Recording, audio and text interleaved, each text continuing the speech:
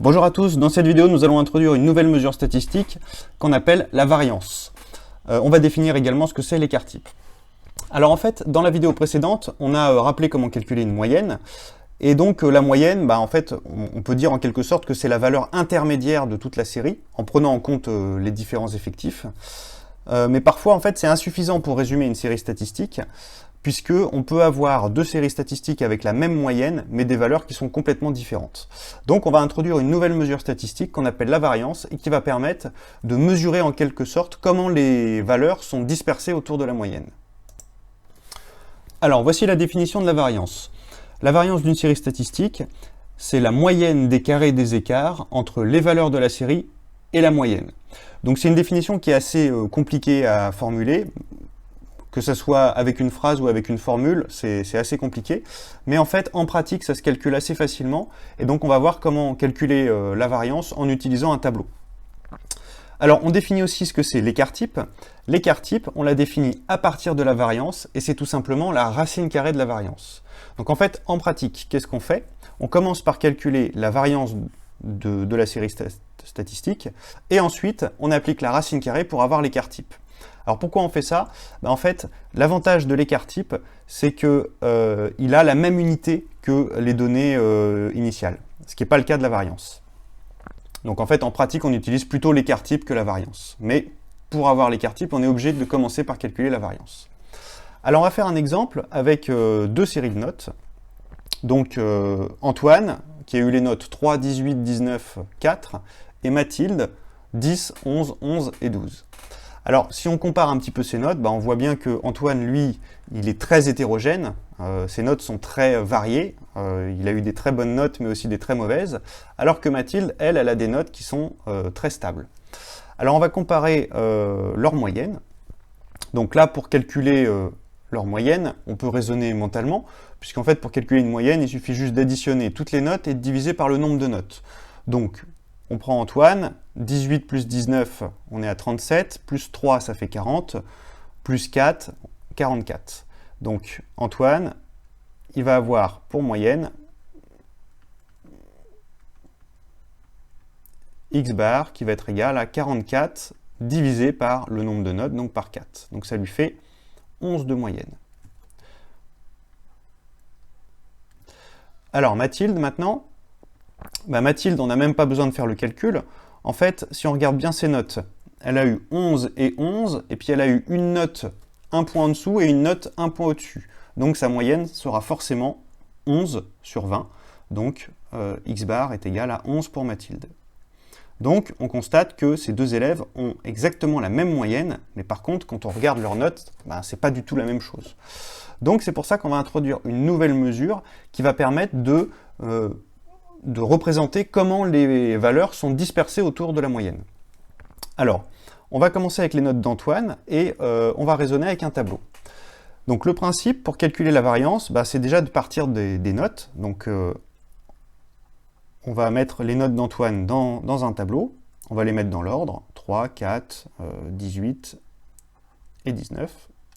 Et en fait, ce qu'on va regarder, c'est l'écart entre chacune de ces notes et sa moyenne. Alors, il suffit de faire une soustraction. Par exemple, l'écart qu'il y a entre 19 et sa moyenne, 19 et 11, on fait 19 moins 11 et ça va nous donner 8. D'accord? 18 moins 11, ça va nous donner 7. Et donc, pour les notes qui sont en dessous de la moyenne, on va trouver un écart négatif. 4 moins 11, ça va nous donner moins 7. Et 3 moins 11, ça va nous donner moins 8. Alors là, le souci, c'est qu'en fait, on a des valeurs négatives et des valeurs positives. Et on aimerait avoir que des valeurs positives. Donc, l'astuce, c'est d'appliquer le carré, puisque quand on sait qu'un carré est toujours positif, donc on va calculer le carré de chaque valeur qu'on a trouvée. Donc, moins 8 au carré, ça va nous donner 64. Moins 7 au carré, ça va nous donner 49. 7 au carré, 49. 8 au carré, 64. Alors maintenant, on va additionner toutes ces valeurs. Donc, 64 plus 64, ça fait 128, auquel il faut rajouter 98, donc 228, 226. Donc là, on peut raisonner mentalement. Et en fait, on va calculer la moyenne des écarts. Donc là, on a fait la somme. Il y a 4 notes, donc il va falloir diviser 226 par 4.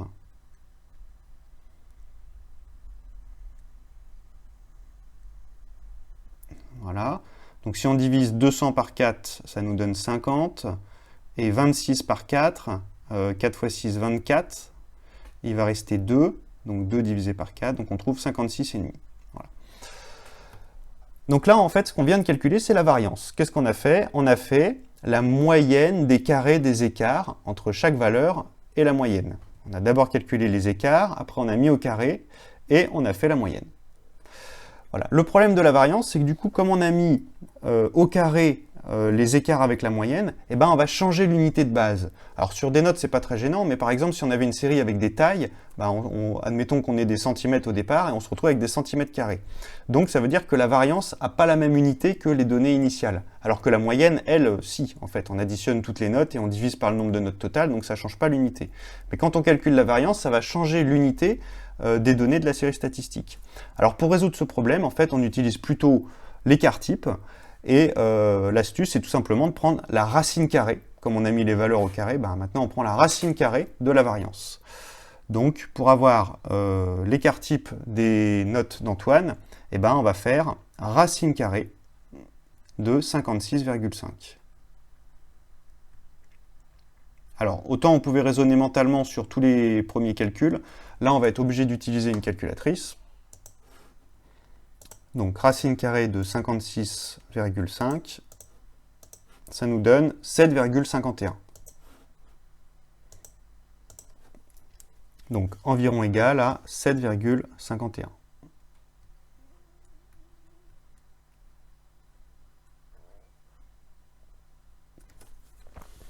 Bien, alors maintenant on va s'intéresser aux notes de Mathilde, et on ne va pas refaire le même tableau, on va essayer de voir ce que ça pourrait donner avec une formule. Donc en fait, si on reprend ce qu'on a fait pour Antoine, on est parti des notes, donc 3, 4, 18 et 19, et on a commencé par calculer l'écart entre chaque note et la moyenne. Donc c'est ce qu'on va faire avec les notes de Mathilde. On va faire 10 moins x bar, 12 moins x bar et 11 moins x bar. Voilà, on a pris chacune de ces notes et on a fait l'écart avec sa moyenne. Ensuite, on a mis au carré, donc c'est pour ça qu'on met entre parenthèses ici et qu'on applique le carré. On a tout additionné, donc du coup ça va nous donner cette formule-là. Alors en fait le 11 il apparaît deux fois, donc plutôt que d'écrire deux fois 11 moins x bar au carré plus 11 moins x bar au carré, on peut mettre directement 2 fois 11 moins x bar au carré. Et ensuite on avait fait la moyenne, donc on avait divisé par le nombre de notes, on divise par 4, et donc ça nous donne cette formule-là.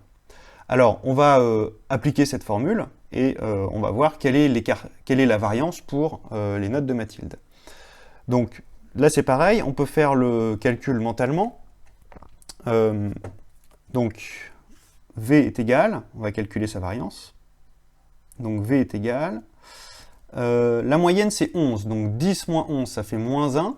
Moins 1 quand on met au carré ça va nous donner 1. Donc 1, plus ensuite 12 moins 11, bah, ça nous donne 1 aussi. 1 au carré ça fait 1, donc plus 1. Et ensuite, plus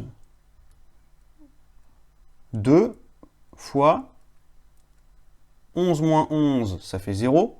Quand on met au carré, ça va rester 0. Donc plus 2 fois 0. Donc plus 0 en fait. Voilà. Et il faut diviser par 4.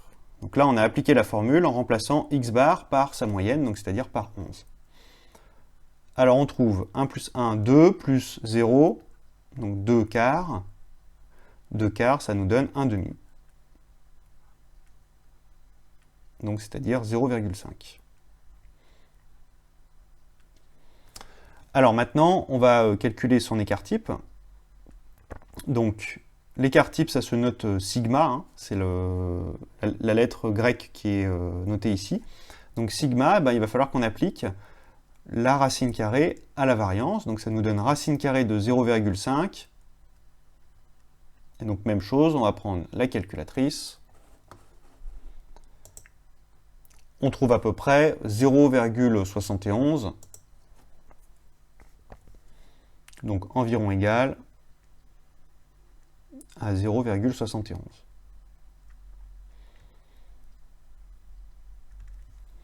Voilà, donc maintenant si on compare ces deux écarts-types, on voit bien que l'écart-type d'Antoine, donc 7,51, eh bien, est largement supérieur à celui de Mathilde, 0,71.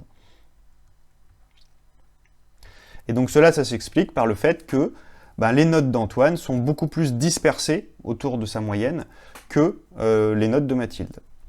Donc en fait, pour résumer, la moyenne, c'est une mesure qui est très facile à calculer, mais en fait, ça résume une série statistique avec une seule valeur. Ça donne en gros la valeur intermédiaire à toutes les valeurs de la série. Et bien en fait, on vient de rajouter une nouvelle mesure qu'on appelle variance, et enfin en fait, on utilise plutôt l'écart-type, qui permet, lui, de mesurer la dispersion des valeurs autour de la moyenne. Donc plus l'écart-type sera important, plus les valeurs seront dispersées autour de la moyenne, moins l'écart-type sera important, plus les valeurs seront regroupées autour de la moyenne. Donc généralement, pour résumer une série statistique, on peut utiliser le couple moyenne, donc x bar, écart-type. Voilà, comme ça permet d'avoir une idée de une valeur centrale pour la série, quelle est la valeur intermédiaire, et comment sont réparties aussi les valeurs autour de cette moyenne. C'est la fin de cette vidéo, merci de l'avoir visionnée. Tu pourras trouver davantage de ressources sur ma chaîne ou sur mon site internet www.zmath.net. À bientôt!